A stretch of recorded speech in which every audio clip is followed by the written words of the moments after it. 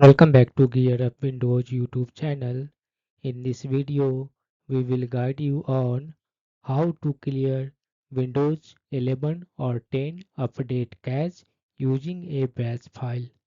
If you are facing issues finding or installing updates, clearing the cache may fix the problem. Clearing the cache fixes issues with Windows updates by forcing Windows to re-download all the required files.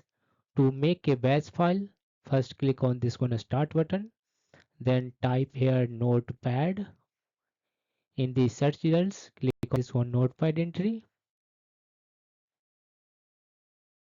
In the notepad window, you need to copy and paste this one commands that you can find in this video description.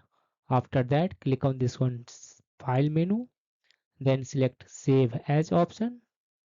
Name it Clear Update Cache.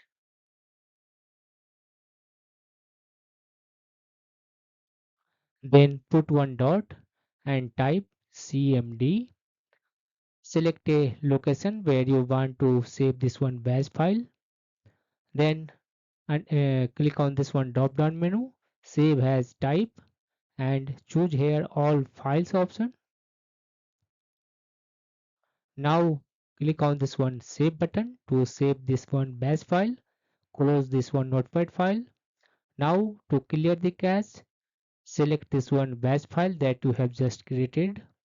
Now right click on it and select here run as administrator option. In case Windows prompts, click on this one yes button.